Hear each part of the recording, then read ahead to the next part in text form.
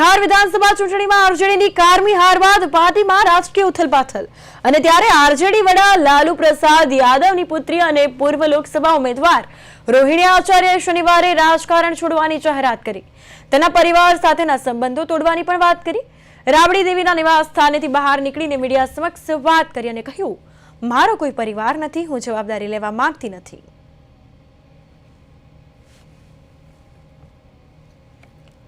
વધુ વિગતો સાથે અમદાવાદથી મારા સંવાદદાતા કમલેશ રોયડા લાઈવ જોડાઈ ગયા છે। કમલેશ, હાલની જે વાત કરીએ તો બિહારમાં ચૂંટણી હારતા લાલુ પરિવારમાં તિરાડ જોવા મળી રહી છે। મારા પરિવાર સાથે હું સંબંધો તોડી રહી છું, આ શબ્દો છે રોહિણીના। વધુ અપડેટ।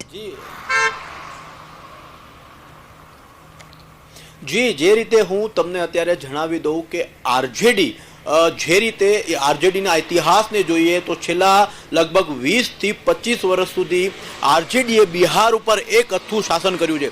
એટલે કહી શકાય કે પ્રભાવી પક્ષ આરજેડી એક એવું પક્ષ હતું કે બિહાર પર સતત પ્રભાવ પક્ષ તરીકે કામ કર્યું હતું। આપણા રાજકારણમાં, આપણા દેશમાં, લોકશાહીમાં પ્રભાવી પક્ષ તરીકે એક સમયમાં દેશમાં કોંગ્રેસ હતું, જેણે સતત 60 વર્ષ સુધી રાજ કર્યું હતું। એ જ રીતે જો મુખ્ય પ્રાદેશિક પક્ષોની વાત કરીએ તો બિહારમાં પ્રાદેશિક પક્ષ તરીકે આરજેડી મહત્વનું કામ કર્યું હતું। મહત્વની સત્તા લાલુ, એમના પત્ની રાબડી, એટલે કહેવાય છે કે એક હતું શાસન કર્યું હતું।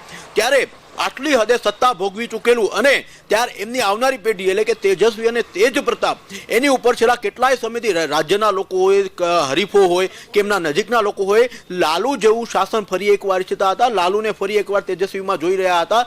પરંતુ આજે પરિસ્થિતિ વિપરીત બની છે।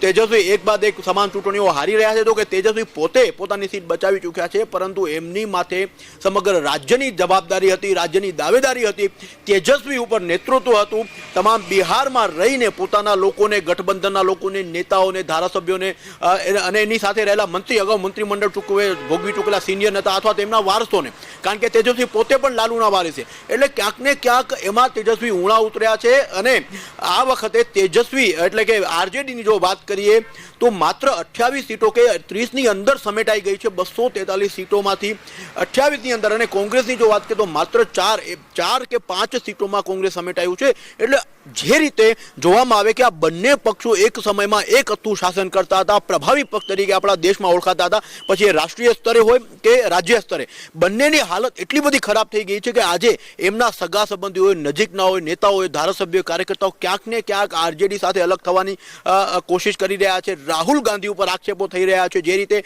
આપણે સતત 2 દિવસ સુધી મીડિયામાં ચલાવ્યું હતું કે કોંગ્રેસે જે રીતે પહેલા યુપીમાં અખિલેશ યાદવને ડૂબાડ્યા હતા, એ રીતે અત્યારે ફરી એકવાર બિહારમાં આરજેડીને એટલે તેજસ્વી યાદવને ડૂબાડ્યા છે। એટલે ક્યાંક ને ક્યાંક કોંગ્રેસને સમગ્ર દેશના જે નેતાઓ છે, સત્તા પક્ષ છે, બીજેપી હોય, જેડીયુ હોય અને યુપીમાં જો યોગી આદિત્યનાથ, ક્યાંક ને ક્યાંક કોંગ્રેસને સીધા ટાર્ગેટ કરે છે, કોંગ્રેસને નિશાન બનાવીને ક્યાંક ને ક્યાંક જે રાજ્યના જે પ્રાદેશિક પક્ષો છે તેમના જે નેતૃત્વ, તેમના જે લીડરો છે તેમની ઉપર આક્ષેપ કરીને પોતાની વોટ બેંક મેળવે છે। એટલે ક્યાંક ને ક્યાંક અત્યારે જે રીતે તેજસ્વી, જે રીતે એના ઘરની જો વાત કરીએ તો તેજસ્વીના ભાઈ તેજ પ્રતાપ પણ થોડાક સમય પહેલા ઇલેક્શનના 6 મહિના પહેલા જ પોતાના પરિવારથી અલગ થઈ જાય છે। લાલુ પ્રસાદ યાદવ પોતાના દીકરાને અલગ કરી નાખે છે અને તેજ પ્રતાપ યાદવ પોતાની પાર્ટી બનાવે છે, નવી પાર્ટી બિહારમાં ગઠન કરે છે, નવી પાર્ટીનું ગઠન કરીને રજીસ્ટર્ડ કરાવે। જે બાદ એ પોતે એકમાત્ર વિધાનસભા મહુવા, તમને ખબર છે કે આપણે સૌથી વધુ ચર્ચા કરી હોય તો તેજ પ્રતાપ યાદવની ચર્ચા હતી। લાલુ પ્રસાદના મોટા દીકરા છે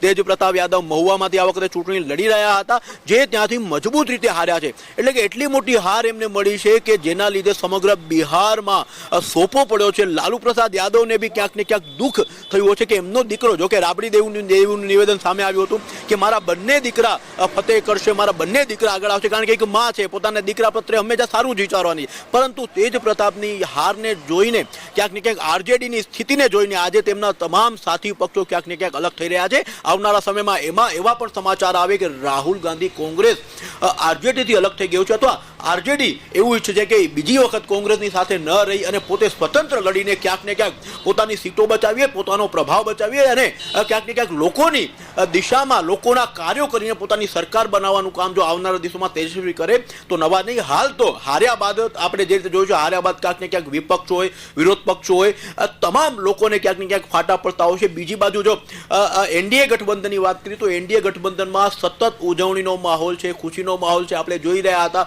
બપોરે લગભગ રૂઝાન સામે આવી ગયા હતા. બપોર બાદ જ દેશના તમામ ભારતીય જનતા પાર્ટીના કાર્યાલયો હોય કે જેડીયુ બિહારમાં જેડીયુ પ્રાદેશિક પક્ષ છે, બિહારમાં નેતૃત્વ કરે છે, નીતિશ કુમારની સરકાર છે, 26 મજબૂત મંત્રીઓ હતા, 15 મજબૂત ધારાસભ્યો હતા, એ તમામના કાર્યાલયો. બિલકુલ બિલકુલ બિલકુલ કમલેશ, તમામ માહિતી બદલ, અપડેટ બદલ આપનો આભાર. તો જે પ્રમાણે વાત કરી કે અહીં વાત કરવામાં આવે તો સવાલો કરશું તો દુર્વ્યવહાર કરવામાં આવશે, ચપ્પલથી મારવામાં આવશે, આ શબ્દો છે રોહિણીના અને તેજસ્વી યાદવ પર હાલ તો તેમને જે પરિવારમાંથી કાઢી મૂકવાનો આરોપ લગાવ્યો છે અને આ મુદ્દો હાલ એક ચર્ચાનો વિષય બન્યો છે.